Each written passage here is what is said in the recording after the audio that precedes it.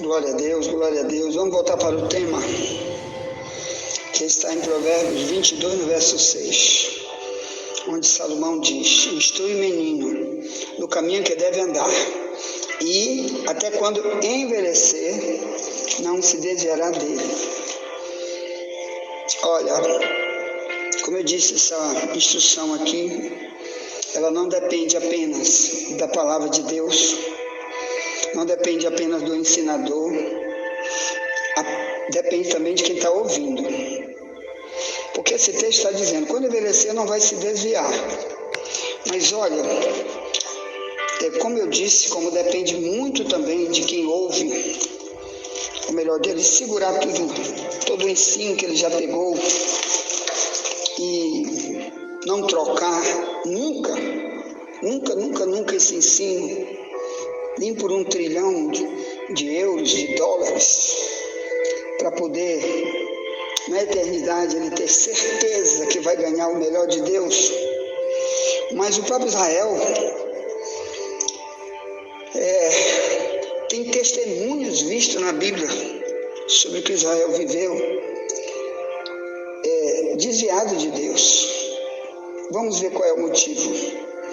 Vamos ver aqui, por exemplo, no livro de Juízes, que vem logo depois de Josué. Então, Juízes 2, por enquanto vou ler só o 17, diz assim, desde o 16, diz: e levantou o Senhor juízes, que os livraram da mão dos que os roubaram.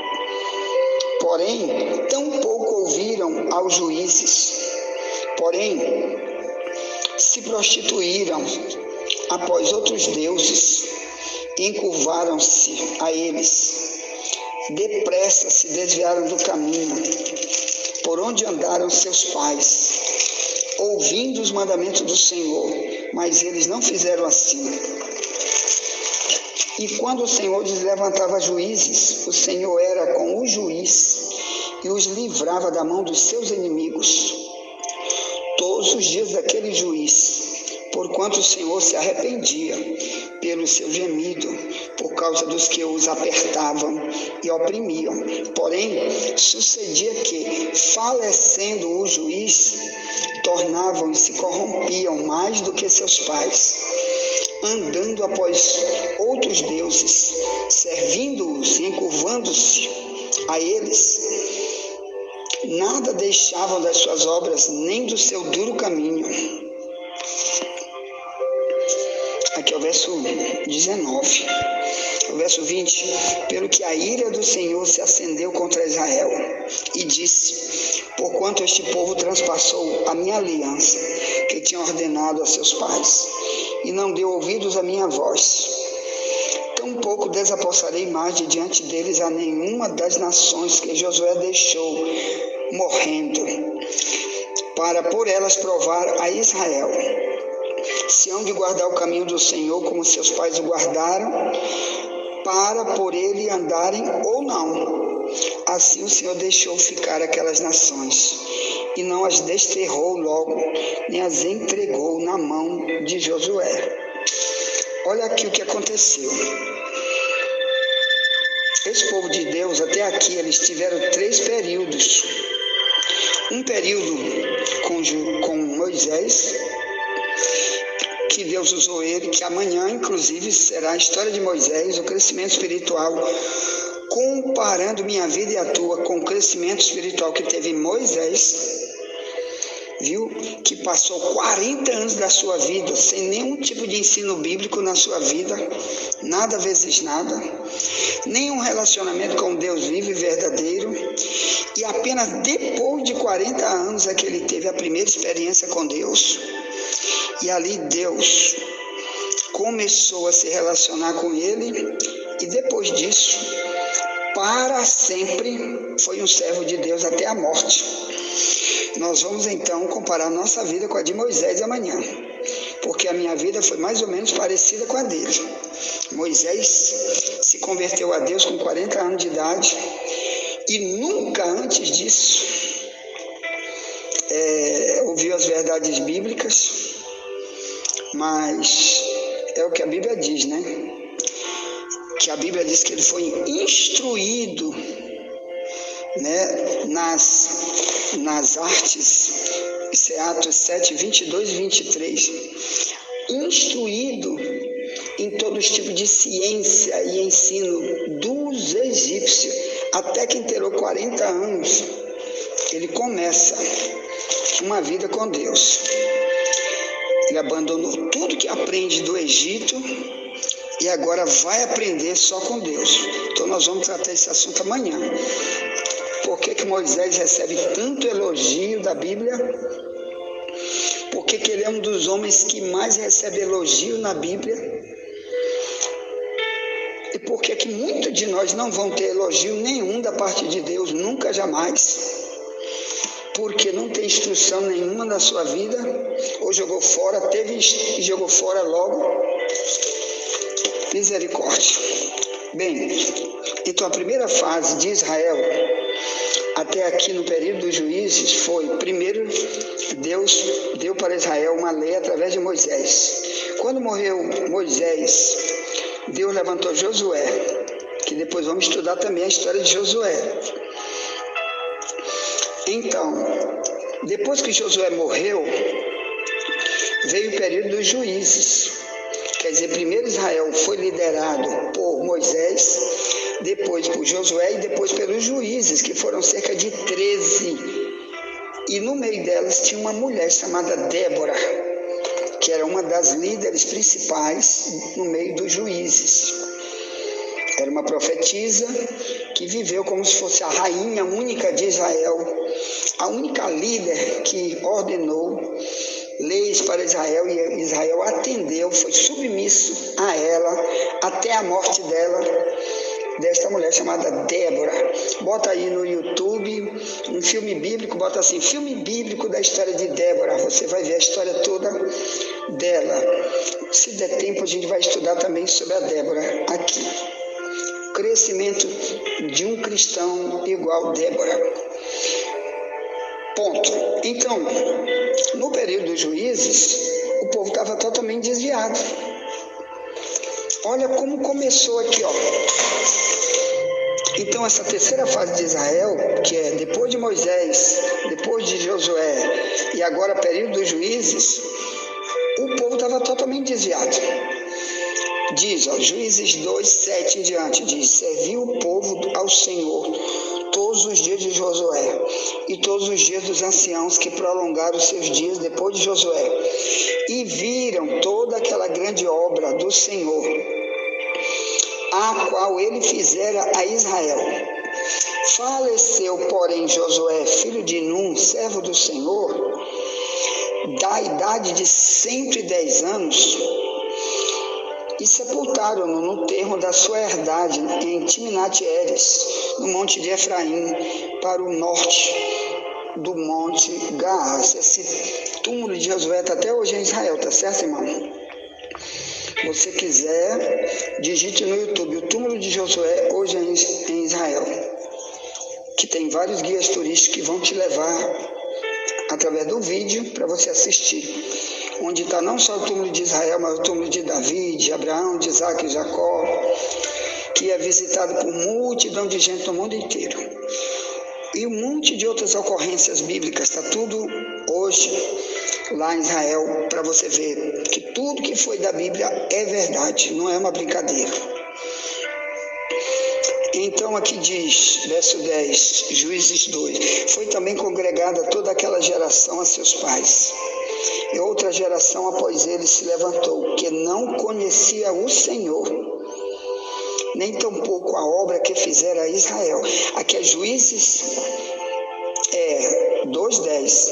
Aí verso 11 diz, então fizeram os filhos de Israel o que parecia mal aos olhos do Senhor, e serviram aos Baalins, e deixaram o Senhor Deus de seus pais, que os tirara da terra do Egito.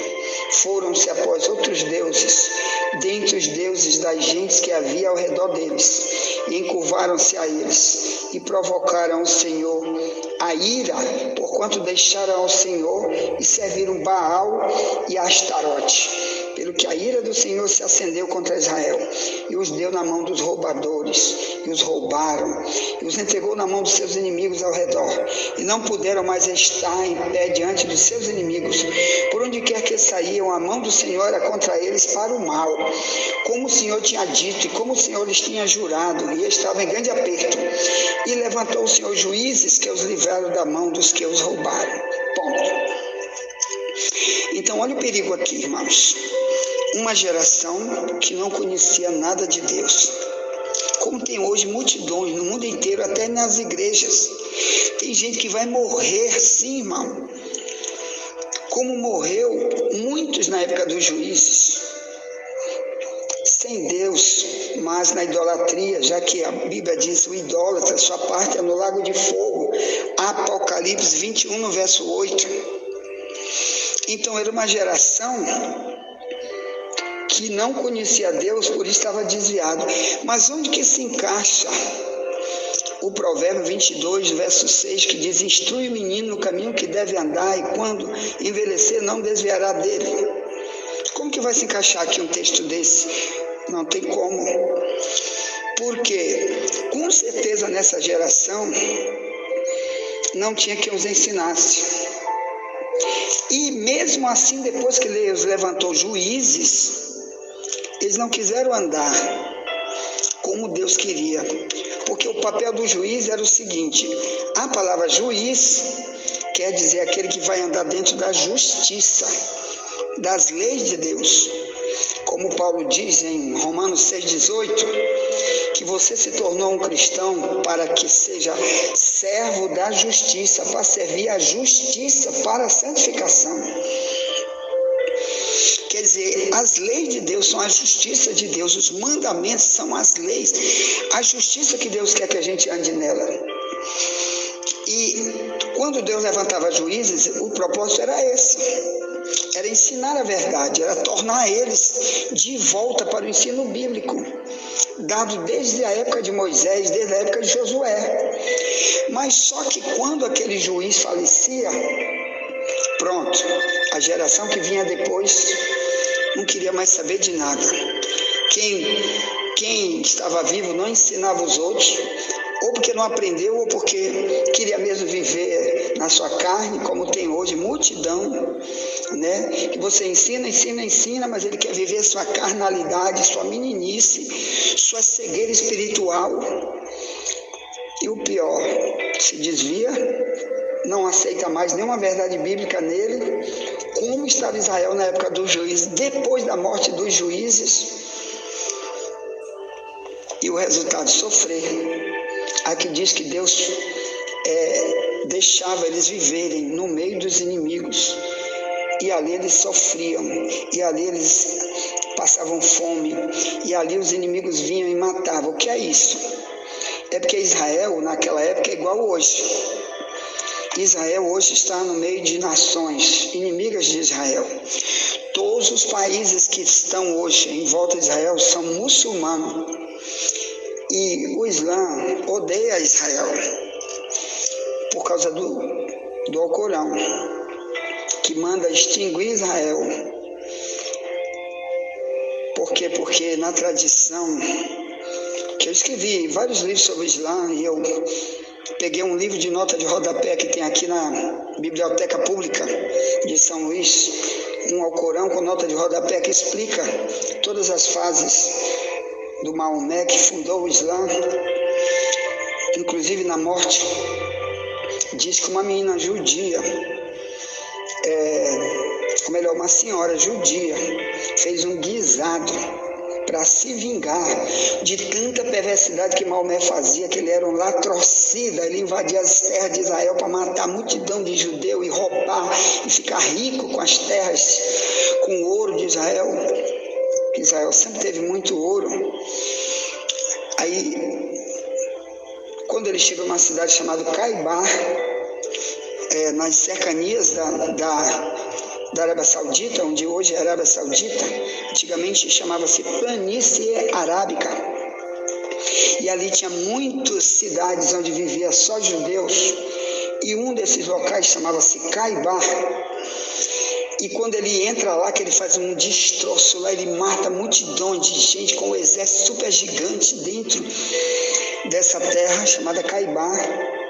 E ele já tinha dominado tudo lá dentro, tomou a cidade, roubou as riquezas, ficava com as mulheres, matava os maridos para ficar com as mulheres dos maridos. Ele era um prostituto, teve mais de 15 esposas, Maomé. Aí, resultado, quando ele reúne os generais dele e manda fazer um guisadão, que estava morto de fome. Aí uma das mulheres, que era uma judia, quer dizer, uma mulher de Israel que sobrou na guerra, que morreu homem, mulher, criança, um monte de gente na guerra, ela botou um veneno letal na barriga, na comida. E quando estava pronto, os outros generais já vieram afobados, comeram e caíram logo mortos. Só que Maomé, ele não comeu, ele botou a comida na boca. Quando ele sentiu o veneno, ele cuspiu instantaneamente e gritou: é veneno, mas uma turma dele de líderes já tinha morrido na mesma hora, era muito poderoso aquele veneno. Mas ele ficou com parte da saliva, da comida no estômago, e aquilo teve nele uma doença gigantesca. Ele gritava, ele morreu gritando de tanta dor no estômago. Lá nas notas de rodapé do Alcorão, quando fala da morte, que ele gritava de madrugada, né, gritando de tanta dor. Ele morreu gritando de dor por causa daquele veneno. Por causa disso, um dos motivos do ódio deles contra os judeus é porque dizem que os judeus foi que envenenaram Maomé. Mas é a história real deles, não tem negócio de brincadeira aí, é real, tá bom? Existe até um vídeo aí que tem no YouTube, que eu tenho o link aqui, que uma criança sendo doutrinada numa escola da Arábia Saudita, aí a mulher pergunta: por que nós temos que odiar o judeu? Pergunta para a criancinha. A criança diz: porque foi ela que matou o nosso profeta, envenenou o nosso profeta. Quer dizer, isso eles aprendem na cultura deles, até as crianças aprendem para poder ter ódio de judeu, continuar essa luta contra Israel, para pregar a extinção total de Israel.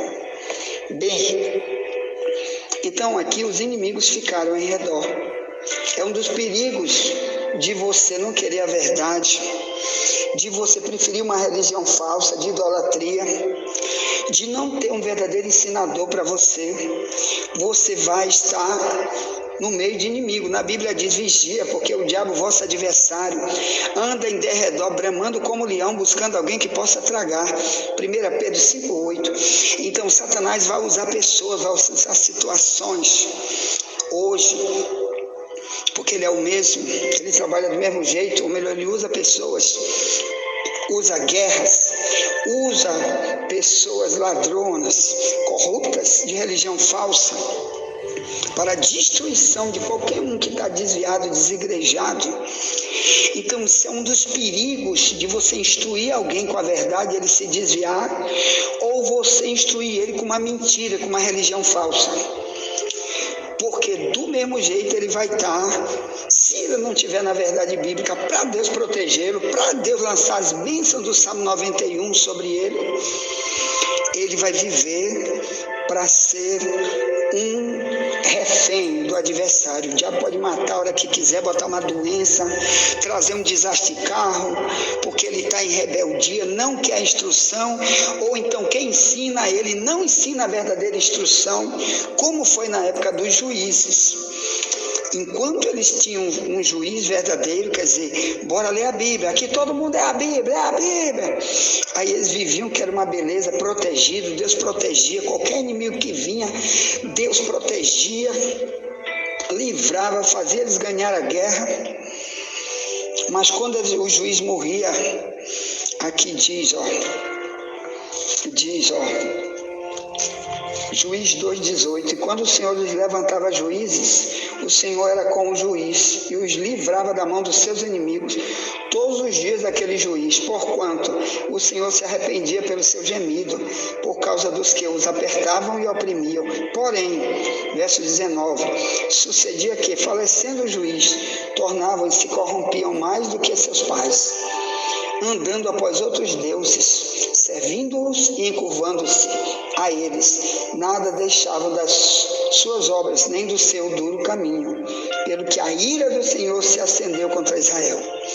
Então, meus amados irmãos, não deixe os teus caminhos comprovarem que você está fora da doutrina, que você prefere o mundo, a carnalidade, o teu eu, as tuas idolatrias. Não permita, porque isso tu vai contaminar o mundo, tu vai contaminar a tua família com esse ensino falso, com a religião falsa. Teus vícios, tuas idolatrias vão ser inseridas na tua casa, como fizeram aquelas gerações do período de juízes, que foram dezenas e dezenas de anos, até Samuel. Samuel foi o último dos juízes. E daí começou o período dos reis, que primeiro foi Saul, depois Davi, depois Salomão. Então, meus amados, nunca queira deixar a tua vida para os inimigos estarem trazendo tribulações, porque basta você não querer ter a instrução bíblica para você e passar para os outros, porque quem vai sofrer é você. E aí não ponha a culpa em igreja, nem em oração de fulano, de cicrano. Coloque a culpa em você quando você está desviado, igual Israel no período de juízes, porque você não está na doutrina de Provérbios 22:6. Cuidado com isso, é falta de crescimento, é meninice, não aprendeu a verdade, não cresceu para entender a verdade, para não sofrer. Pare de sofrer. Como? Vivendo Provérbios 22:6. Ponto. Envie essa mensagem para alguém, já voltaremos. Nunca te esquece, somente a verdade nos libertará.